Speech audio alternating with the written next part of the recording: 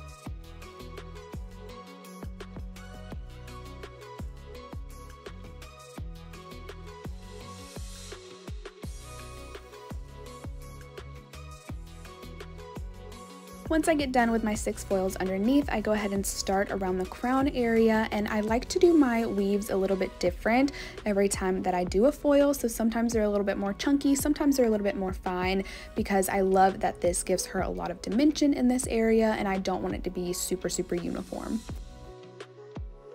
And I also have to give a quick shout out to these foils. These are the All Y'all foils by Fremar. It is Pride Month and I love these foils so much. I just think they are so cute and I love using them.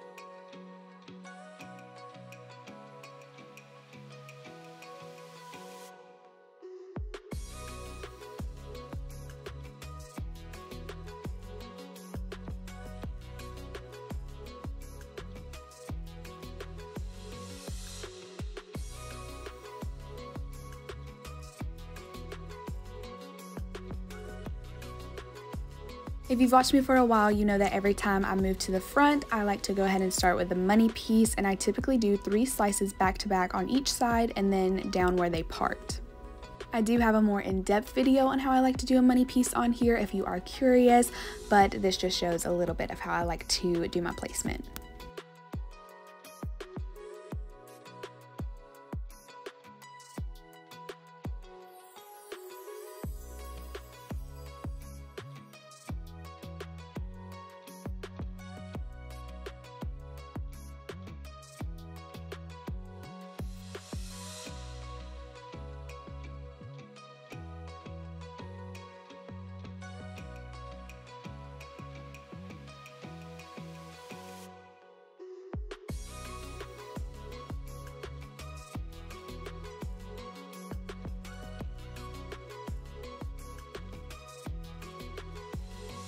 I find that going up the side of the head horizontally instead of doing a mohawk section saves so much time, so that's what I'm doing here.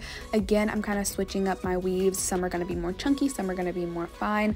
Of course, only trying to touch the darkest parts of her hair. And I do the sides off of how they part, so she parts sort of in the middle, so I'm just going to take this side and part all the way up until we get to her part line.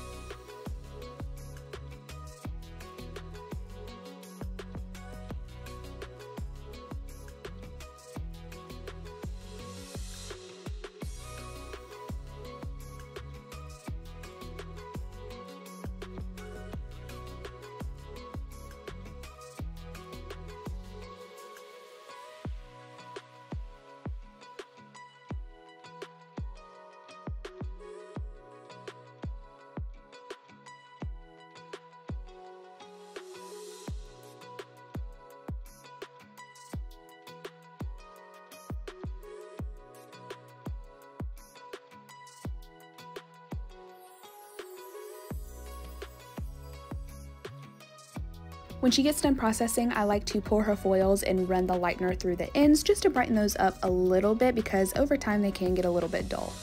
We do a little bit of a root tap on her just so that she can go a little bit longer between her appointments and it grows out a little bit better, so I'm going to be using 6GI and 7N with Shades EQ. But I do like to mix up some clear for her ends. This is just going to give her an added shine and just make it look so healthy and beautiful.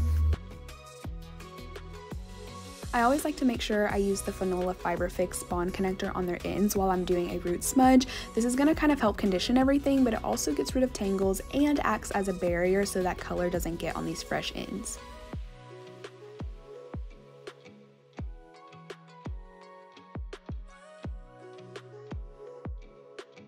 You can see that I'm not going to be pulling this color super far down. I'm just going to tap where her roots and her fresh highlights meet.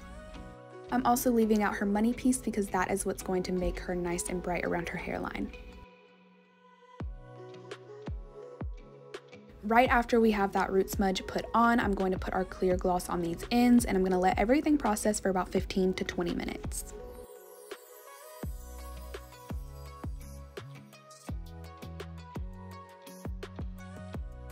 I'm curling her with a 1-inch bio-ionic curling iron. This is the long barrel and it creates the most beautiful curls. And this is her after. It is so beautiful, and sometimes I still can't believe that we don't even have to tone her to get this beautiful golden blonde. But let me know what you guys think. Be sure to like and comment, follow me on here and Instagram and TikTok. I'll see you guys next time.